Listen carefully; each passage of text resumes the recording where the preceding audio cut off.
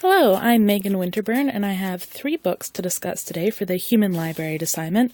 First is Harry Potter, the second The Great Gatsby, and the third is On Writing by Stephen King. I will do a quick introduction to each of these on the relevance to my life before discussing the themes that they hit that we've discussed in class, as well as each of the large ideas or big ideas for the English concentration in teaching.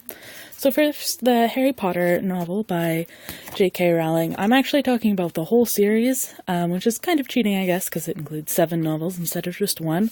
But it was introduced to me by my parents at a very young age. I'm thinking about 9 is when I started listening to it avidly, but she tried to introduce it when I was 5, and I just had no interest because I couldn't really comprehend what she was trying to tell me at that time, but they read us bedtime stories every night, and Harry Potter was the first one that it really stuck with me, and it's influenced me in many ways in my adult life. It's got infinite rereadability for me. I have a copy here, as well as back at my house where I grew up in Seashelt, but really, your parents influence a lot of who you become and your habits in daily life, and they really instilled a culture of reading for me, which I think is a infinitely valuable aspect of my life and my personality, is having that connection to literature. It also has instilled a broad sense of imagination and kept that alive for me, as well as foster that imagination and allow it to grow. They really convinced me to pursue my dreams of coming to UVic to go to write for writing, and continue to support me in my own writing practices, which Harry Potter is always a background motivator for me. So the next one is The Great Gatsby by Scott P. Fitzgerald. It was a school novel, and one of the ones that probably actually the one I've enjoyed the most since coming to university. It's one that I've actually kept and plan to reread rather than just have it sit on my shelf. It's full of satire, it's artfully crafted.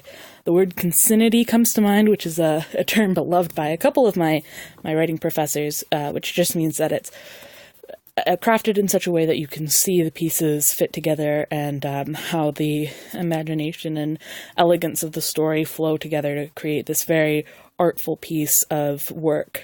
It's very carefully arranged. As mentioned, the point of view is very unique as a first-person witness, which was not really common at the time, but he stuck with it, he made it work, and it influences a lot of how the story is read.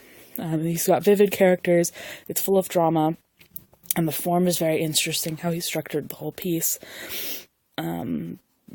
It's rather unreliable in that you're not really sure what to believe for most of it, and it gives a wider view of society, full of satire and class commentary. The first-person witness, to return to it shows this outsider's perspective, which is something I believe lots of YA can attest to. They like the outsider's perspective, but they also probably wouldn't be reading Great Gatsby unless it was for class. It's a very high-minded book, and there's multiple layers to it. But it is full of murder, love, despair, obsession, and this first-person witness point of view keeps it away from melodrama. It keeps you a little bit removed from all of this high tension that's going on. So you can witness this high tension and enjoy the conflict therein, but you're not dragged right into it, kicking and screaming, as it were.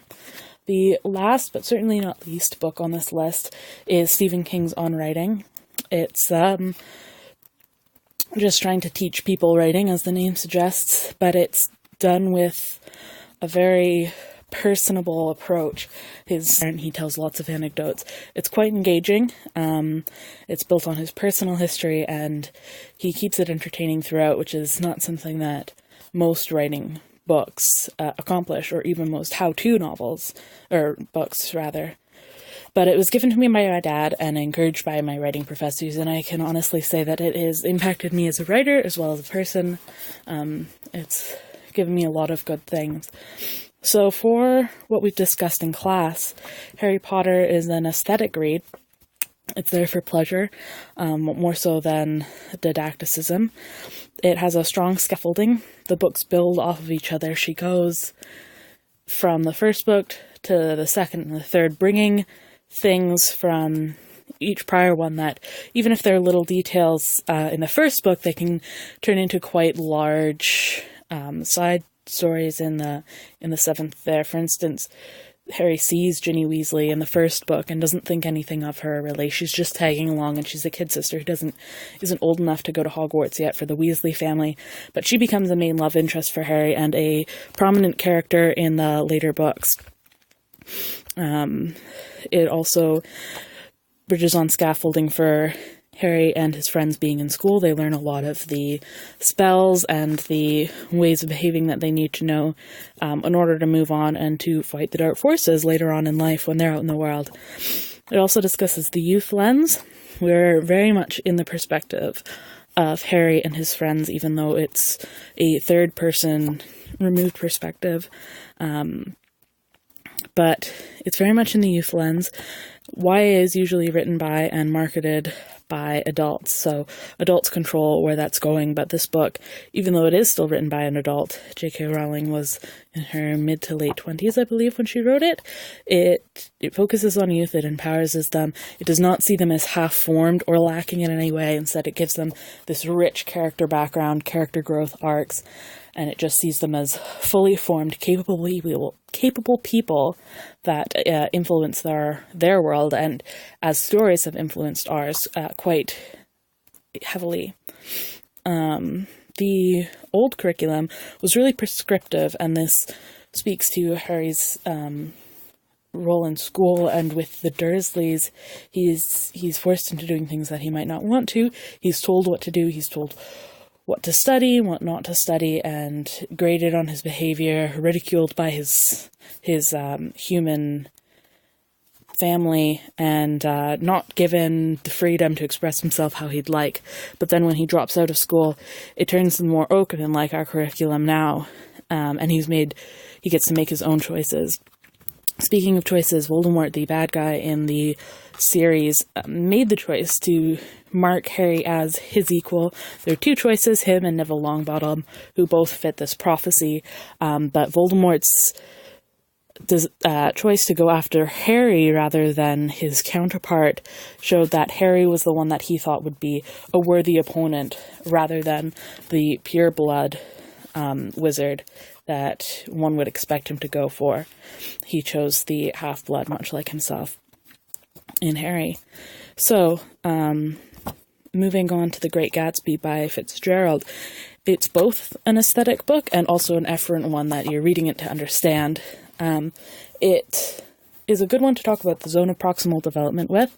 There's lots of different levels of understanding in this book, so if you have a lower zone of proximal development, then you're just reading it surfacely and you're watching the drama and you're watching the plot unfold, but you're not really getting to all of the social commentary, the existential moments of this book, or delving into any of those deeper levels, perhaps on your first read, or if you're reading it in the younger grades in high school or something like that. You're just reading it for its plot. It's also a good one to talk about point of view. The point of view forces you to digest the novel slower. You're not right in the action, you're more removed, so it gives you that opportunity to digest, which may not be something that we talked about a lot in class, but it is something that that's important to talk about in writing and in English itself, because point of view does a lot to the story's structure, which is interesting to delve into. So it's also, aside from being critical of society, it's critical of school and the processes that go on there. The narrator, Nick, is a student. That's why he's in the city that he's in. That's why he's living where he's living and under the circumstances that he's living. But we never know how Nick's schooling is going. He expresses some frustration a few times, but for the most part, he's just in school, and that's a side issue to what's going on in his social life.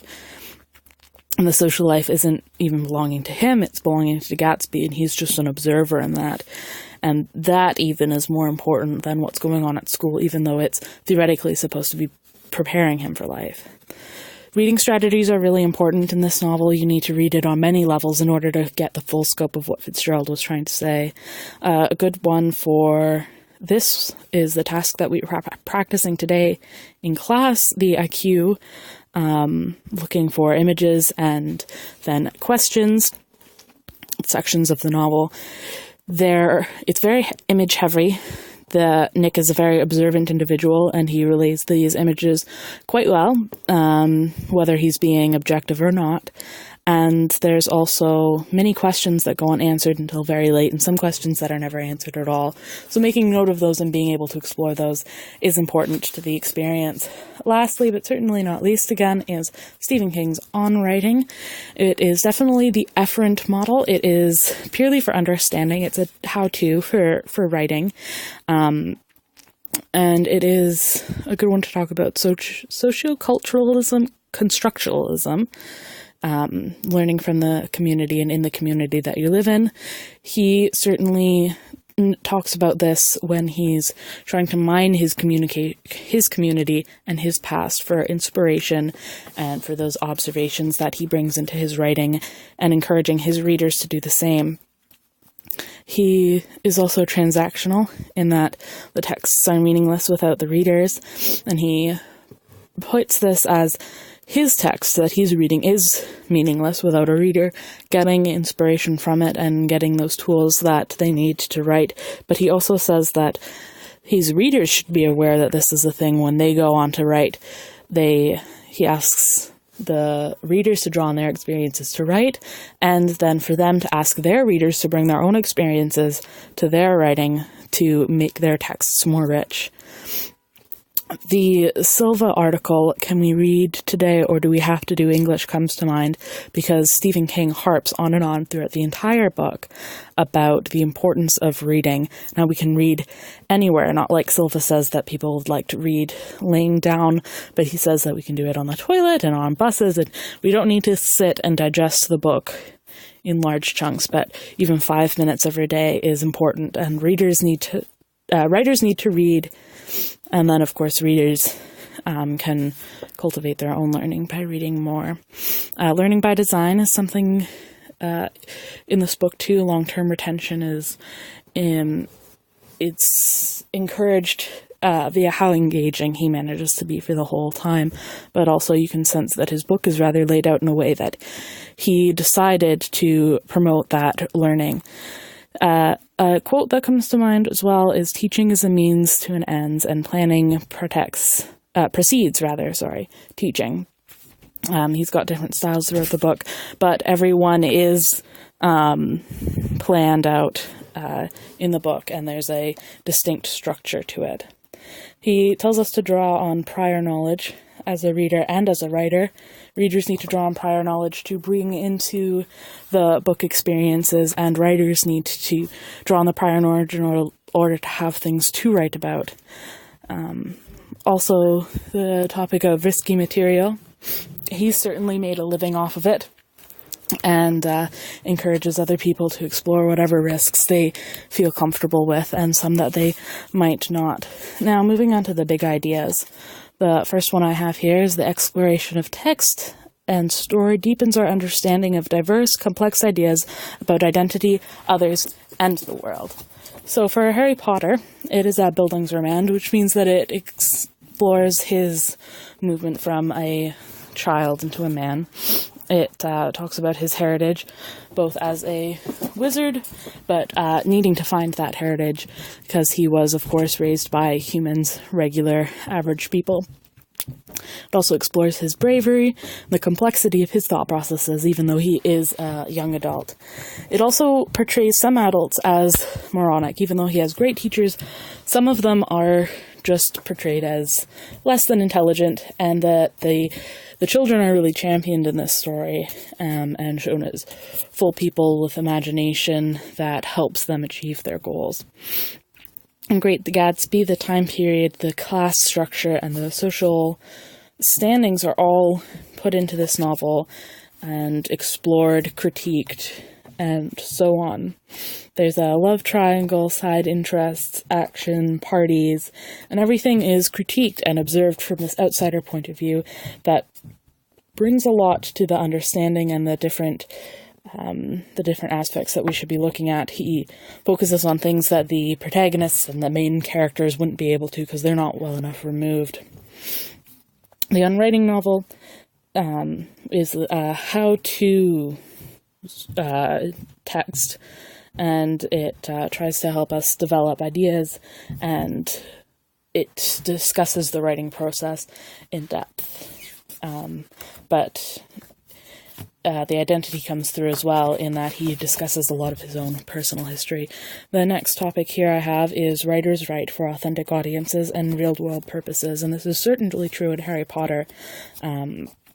It's mostly for entertainment purposes, but the ages of the characters are important, and the fact that it stimulates the family passion for reading in my own case, but also the different ideas of what a family is. The protagonist, Harry, has a very strange relationship with his family, but Ron and Hermione have different varying levels of love for theirs, and as the plot moves forward, Harry develops his own happier relationship with some members of his family that he meets along the way. It encourages persistence, and that persistence can change the world, as the book has done, but also as Harry does in his own world. In Gatsby, the audience is of a different time period than now, but it talks more to our time and our readers, as the book did not do very well on its own. But it's a commentary on condition and the social standing that Fitzgerald was living in at the time. The form and point of view are big contributors to this commentary.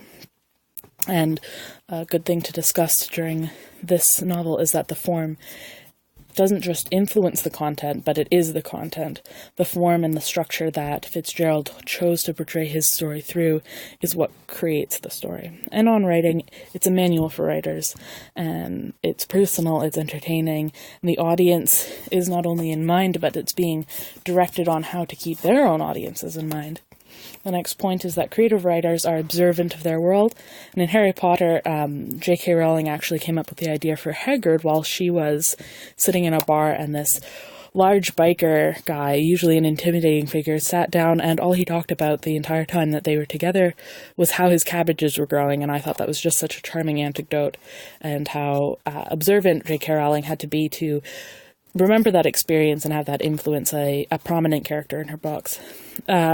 It's an authentic timepiece that really shows the social, economic status of his characters, and also just portrays the time very authentically, and to do that you need to be observant of the time period that you're trying to portray.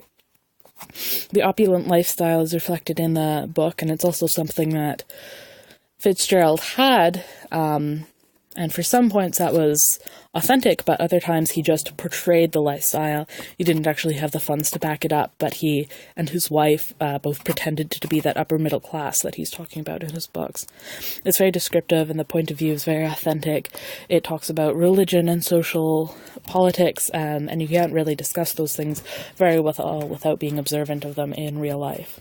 On writing is coming from Stephen King, who usually portrays very twisted worlds, but you can't have a twisted world without being observant of the natural run that is around Mr. King, so that he can then twist it to his designs later.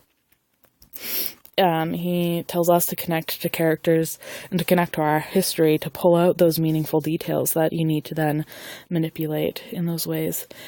It's all his observations and his experience that are influencing and shaping his style of writing, and that he hopes we'll find in our own lives to influence our own. The next point I have here is creative writers take risks and persevere. Certainly true for Harry Potter. She was writing at a time when women weren't quite there in the writing world, so her pseudonym is just J.K. instead of having her first name identifying her as female. She faced constant rejection, but persisted and eventually paid off, and is now a very wealthy woman with lots of renown, and she has changed modern literature. Gatsby did not have the same success story. Fitzgerald unfortunately died before it became famous, but now it's kind of this classic and something that's studied at length in university and otherwise. And from the letters that Mr. Nolan included at the back of his copy of this book, that Fitzgerald sent to his editor back and forth, it's vastly apparent how much time, energy, and dedication he went into styling this book, crafting it, and editing it. In On Writing, it is a horror writer, so he obviously takes risks. That genre is not necessarily comfy, cozy for everybody, but he uses it, and especially for Carrie, when the opening of the movie was coming out, him and his wife were the only white people sitting in the theater. Everyone else was a person of color because the movie was paired with a different racial movie at the time. And he thought that he was going to see a lot of prosecution for this movie because it was a movie about a teenage white girl having her period, and he didn't think that that would go over well, but because of how authentic his writing was, and how well the movie portrayed that, they ended up really enjoying it. And he got that recognition from a completely different audience, but it pulled off. And one last note on his perseverance is that he didn't become famous overnight. He went through several years partaking in really terrible living circumstances and really onerous jobs where he would write in these really unfavorable conditions, but he stuck with it, and he stuck through all the rejection that he also faced to get his work published.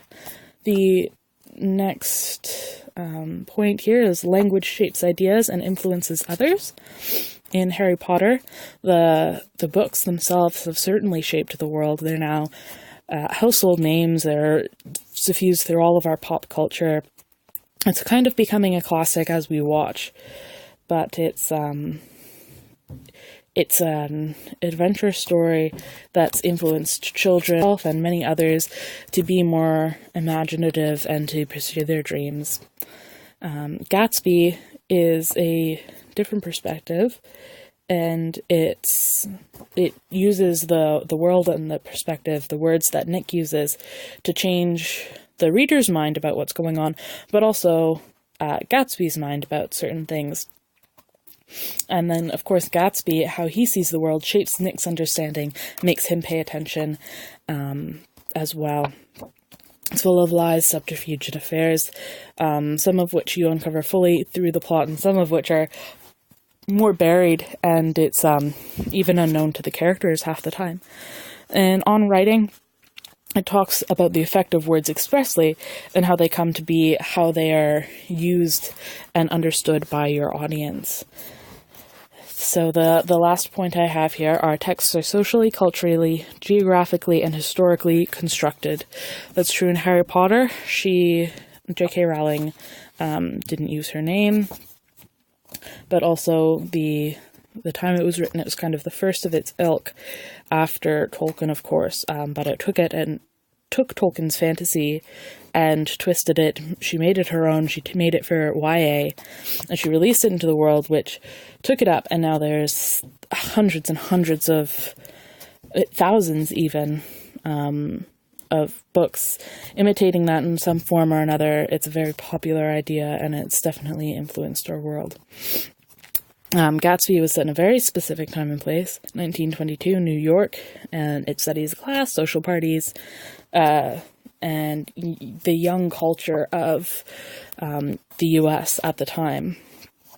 The place that people were in that book equaled their social standing. There were these two eggs, they called them, and which one you lived on and where you lived on them dictated how affluent you were.